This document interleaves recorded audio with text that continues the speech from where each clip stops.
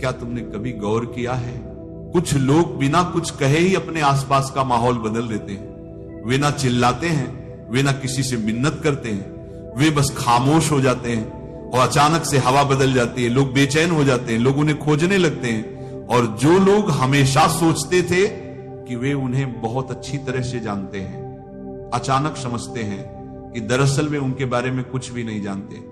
सोचो, अगर तुम भी ऐसा करो तो, अगर तुम हर बात पर तुरंत प्रतिक्रिया देना बंद कर दो, अगर तुम झगड़े की जगह चुप्पी चुन लो, अगर तुम हर छोटी बात का जवाब देने के बजाय थोड़ा पीछे हट जाओ तो क्या होगा? यही असली राज्य छुपा है। जब तुम हर समय उपलब्ध रहना छोड़ देते हो, भावनाओं में, शब्दों में, शरीर और मन दोनों से, तो लोगों के हाथ से तुम्हें नियंत्रित करने का साधन निकल जाता है, क्योंकि वे तुम्हें हमेशा तुम्हारी प्रतिक्रिया से पकड़ते आए हैं। कभी तुम्हारे गुस्से से, कभी तुम्हारी जल्दी जल्दी हाँ कह देने की आदत से, कभी तुम्हारे डर से। लेकिन जिस दिन तुमने ये डोरें काट दी, उस दिन खेल बदल जाता है और उसी दिन लोग ये महसूस करते हैं कि उन्होंने कभी तुम्हें समझा ही नहीं था, जब तुम अचानक अनुपलब्ध हो जाते हो। कौन घबराता है? कौन गुस्से से तिलमिला उठता है? कौन बार बार कोशिश करता है कि तुम्हें उकसाकर फिर से वही पुराना भाव निकाल ले? ये सब उनके बारे में बहुत कुछ बता देता है। और तुम्हारे बारे में भी सच तो यह है कि तुम अब तक अपनी ऊर्जा ऐसे लोगों पर खर्च करते आए हो जो उसके योग्य ही नहीं थे। तुम हर बार हां कहकर खुद को छोटा करते गए, हर बार तुरंत जवाब देकर अपनी शक्ति दूसरों के हाथों में सौंपते गए, हर बार भावनात्मक प्रतिक्रिया देकर अपना ही खून जलाते रहे। और दिन के अंत में तुम्हारे पास क्या बचता है? थकान, चिड़चिड़ापन और एक खालीपन जिसे तुम शब्दों में नहीं कह पाते। लेकिन मैं तुम्हें बताऊं, क्योंकि तुम उन लोगों के लिए बहुत ज्यादा उपलब्ध हो जिन्हें तुम्हारी खामोशी का एक पल भी नसीब नहीं होना चाहिए था। ये जो मैं कह रहा हूं, इसका अर्थ ये नहीं कि तुम दुनिया से मुंह मोड़ लो। इसका अर्थ यह है कि तुम पहले खुद को चुनो। महान संतों ने कहा है, सच्चा अनुशासन है स्वयं को पहचानना। जब तुम ये समझ जाते हो कि चुप्पी 1000 बहसों से ज्यादा ताकतवर है, तो तुम्हारे भीतर एक नई शक्ति जन्म लेती है। जब तुम पीछे हटते हो, भागने के लिए नहीं बल्कि होश में आने के लिए, तो वो पीछे हटना एक तपस्या बन जाता है। तो अब मैं तुमसे पूछता हूं, कब तक तुम दूसरों की भावनाओं से बंधे रहोगे? कब तक हर बार कठपुतली की तरह नाचते रहोगे जब कोई तुम्हारे घाव पर हाथ रख दे? क्या अब समय नहीं आ गया कि तुम उन डोरियों को काट दो? थोड़ा रहस्यमय बन जाओ, क्योंकि जिस दिन तुम हमेशा उपलब्ध रहना बंद कर दोगे, उसी दिन से सब कुछ बदलना शुरू हो जाएगा। बचपन से हमें यही सिखाया गया है, हमेशा हाँ बोलो, सबको खुश रखो, जल्दी जवाब दो, लोग नाराज ना हो। और धीरे धीरे हमें यह भ्रम दे दिया गया कि हमारी कीमत सिर्फ इसी में है कि हम कितने उपलब्ध हैं। लेकिन असलियत बिल्कुल उल्टी है। बहुत अधिक उपलब्ध होना कोई पुण्य नहीं है, ये तो कैद खाना है। जितना तुम उपलब्ध होते हो, उतना ही तुम दूसरों के हाथों का खिलौना बन जाते हो। लोग तुम्हें एक बटन की तरह इस्तेमाल करते हैं। जब ध्यान चाहिए तुम्हें दबा देते हैं, जब दिल बहलाना है तुम्हें ढूंढ लेते हैं, जब उन्हें सहारा चाहिए तुम्हें याद कर लेते हैं, और काम पूरा होते ही तुम्हें किनारे रख देते हैं। कितनी बार तुमने सिर्फ इसलिए मुस्कुराया क्योंकि तुम ना कह नहीं पाए? कितनी बार तुमने थकान के बावजूद जवाब दिया क्योंकि डर था कि कोई नाराज ना हो जाए? कितनी बार तुमने अपनी सच्ची भावना छुपा ली सिर्फ इसलिए कि कोई तुम्हें ठुकरा ना दे? यही है आत्मत्याग, यही है खुद से धोखा, और यही है वह जाल जिसमें आज ज्यादातर लोग फंसे हुए हैं। यहां तक कि हमारी ऊर्जा भी असीमित नहीं है। हर प्रतिक्रिया हमारे भीतर से कुछ निकाल ले जाती है, और जब यही ऊर्जा बार बार व्यर्थ खर्च हो जाती है तो हम खोखले हो जाते हैं। लोगों को तुम्हारी परवाह नहीं है, उन्हें सिर्फ तुम्हारी उपयोगिता चाहिए, तुम्हारा साथ, तुम्हारा सहारा, तुम्हारी संवेदना, बस उतनी देर तक जब तक उन्हें जरूरत है। लेकिन जिस दिन तुम सीमाएं खींचते हो, जिस दिन तुम कहना शुरू करते हो बस अब और नहीं, उसी दिन वे लोग तुम्हें बदला हुआ, अजीब और ठंडा कहने लगते हैं। असल में तुम नहीं बदले, बस अब तुम उनके लिए उपयोगी नहीं रहे। और यही है सबसे बड़ा सच, जितना तुम उपलब्ध रहोगे उतना ही तुम्हारी कीमत गिरती जाएगी।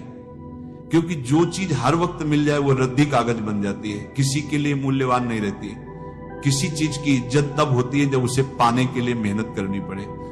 और तुम जब हर समय मौजूद हो तो कोई तुम्हारी कीमत क्यों मानेगा? तो अब तुम सोचो, तुम्हारा समय किसे देना चाहिए? तुम्हारा ध्यान, तुम्हारी उपस्थिति, तुम्हारी सुनवाई किसे सच में इसके योग्य मानते हो? और उससे भी ज्यादा जरूरी सवाल है, कौन तुम्हारी अनुपस्थिति का हकदार है? लेकिन इस सवाल का जवाब देने से पहले हमें समझना होगा कि हम इतने जल्दी प्रतिक्रिया क्यों दे देते हैं, हम हर बार क्यों झुक जाते हैं, हमारे भीतर ये तुरंत उत्तर देने की आदत क्यों बैठी हुई है? इसके पीछे है हमारी ऊर्जा। कार्ल यंग ने कहा था, मनुष्य का मन कोई मशीन नहीं है, यह एक ऊर्जा तंत्र है।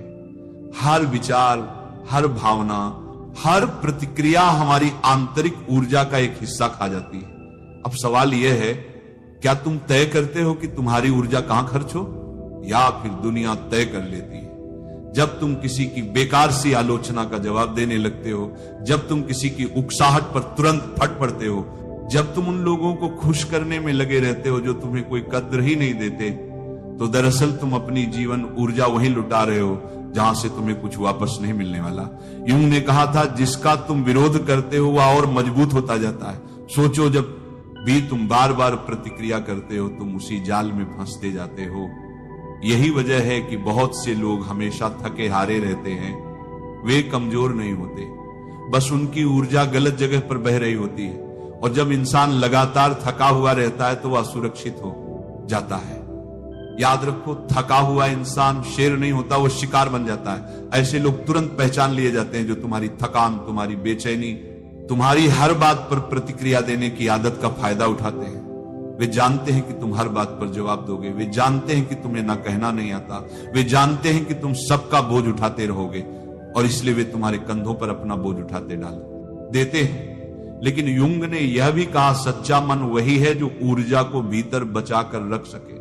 इसका मतलब है ना, कहना सीखो, बिना अपराध बोध के चुप रहना सीखो, बिना डर के देखना सीखो, प्रतिक्रिया देने से पहले, क्योंकि असली ताकत प्रतिक्रिया में नहीं है, बल्कि सही समय पर सही कदम उठाने में है। कितनी बार तुम पूरी रात सो नहीं पाए, किसी अधूरी बातचीत को सोचते हुए कितनी बार तुम घंटों ये सोचते रहे, मुझे क्या कहना चाहिए था, उसने ऐसा क्यों कहा, मैंने जवाब क्यों नहीं दिया? ये सब ऊर्जा का रिसाव है। तुम बीते हुए साय को जिंदा रखते हो और वही तुम्हें खींचते रहते हैं। ऊर्जा एक ढाल है, जब तुम इसे बचाते हो तो तुम्हारी उपस्थिति अपने आप सम्मान खींचती है। तुम कमरे में प्रवेश करो और बिना कुछ कहे भी लोग तुम्हारी ओर खींचती है जाए। ये तभी होता है जब तुम्हारी ऊर्जा भीतर सुरक्षित हो। लेकिन अगर ऊर्जा बिखरी हुई है तो तुम नजरअंदाज कर दी जाते हो, तुम्हारी आवाज भी असर नहीं करती, तुम कमजोर और टूटे हुए लगते हो। तो जरा देखना शुरू करो, कौन सी बातें तुम्हें तुरंत उकसा देती हैं, कौन से शब्द तुम्हें अपना धैर्य खोने पर मजबूर करते हैं, कौन से हालात तुम्हें बार बार खींच कर पुराने पैटर्न में डाल देते हैं। यही तुम्हारे सबसे बड़े छेद है, यहीं से तुम्हारी ऊर्जा बाहर निकलती है। और अगर तुम इन बिंदुओं को पहचान लोगे तो धीरे धीरे अपनी शक्ति वापस पालोगे। लेकिन ध्यान रहे, इसका मतलब यह नहीं कि तुम पत्थर बन जाओ, इसका मतलब है कि तुम सजग बनो, ना ठंडे ना बेमायने, बल्कि सचेत और अपने स्वामी। युंग ने यह भी बताया था कि जब इंसान अपनी ऊर्जा को सुरक्षित करना सीख जाता है तो दूसरों की परछाइयां उस पर काम नहीं करती। यानी कि जो लोग तुम्हें अपनी छवि में ढालना चाहते हैं, तुम्हें अपनी भावनाओं का आईना बनाना चाहते हैं, उनकी शक्ति टूट जाती है। और ये वही जगह है जहां खेल और गहरा हो जाता है। जो लोग हमेशा तुम्हारी दयालुता का फायदा उठाते हैं, जो लोग हमेशा तुम्हारे सहारे खड़े रहना चाहते हैं, जो लोग तुम्हारे शांत होने से डर जाते हैं, असल में वे तुम्हारी ऊर्जा से पलते हैं। जैसे कोई बेल किसी मजबूत पेड़ से लिपट कर जिंदा रहती है, और जिस दिन पेड़ झुकना बंद कर देता है उस दिन बेल सूखने लगती है। इसीलिए अगली बार जब तुम किसी को ना कहो, जब तुम प्रतिक्रिया ना दो, जब तुम चुप रह जाओ, तो समझ लो खेल बदल रहा है। तुम्हारी अनुपलब्धता उनके लिए संकट है, और यह संकट उन्हें अपने भीतर झांकने पर मजबूर करता है। तुम्हारी चुप रहना कोई कमजोरी नहीं है, यह तुम्हारी आत्मा की शक्ति है। लेकिन यहां से यात्रा और भी पेचीदा हो जाती है, क्योंकि जो लोग अब तक तुम्हें इस्तेमाल करते आए हैं वे अचानक बेचैन हो जाएंगे।